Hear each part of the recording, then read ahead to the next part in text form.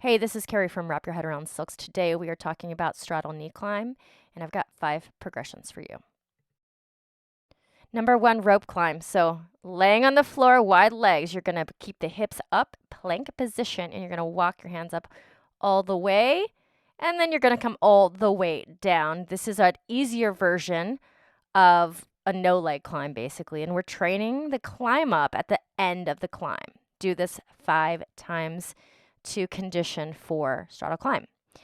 When you see a straddle climb, it looks like the hook is turned out like this.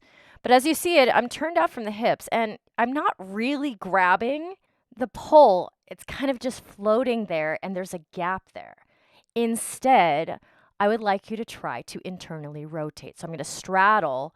I'm going to grab it with that pit and turn my knee inwards from the hip. You see, I really have that pull in my knee because the biggest problem with straddle climb is not using those knees effectively and sliding as we're trying to climb up with the hands.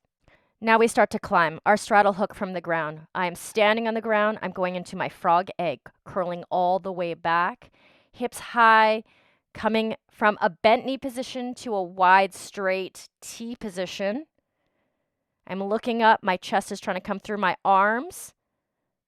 And then from here, I'm going to go to an opposite side hook, hooking with an internal rotation with that right leg. Internally rotate a little bit, bring the head back and the leg down. We are not climbing up yet in this progression. Second progression, straddle hook in the air.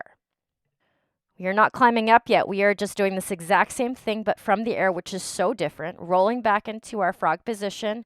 Wide legs, chest through the arms. You're looking up.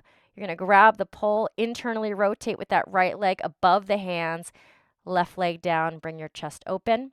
And from here, we're going to complete our straddle climb for our climb up that we did from our rope climb on the ground. So coming up, you see how I'm pulling that tail with the left hand.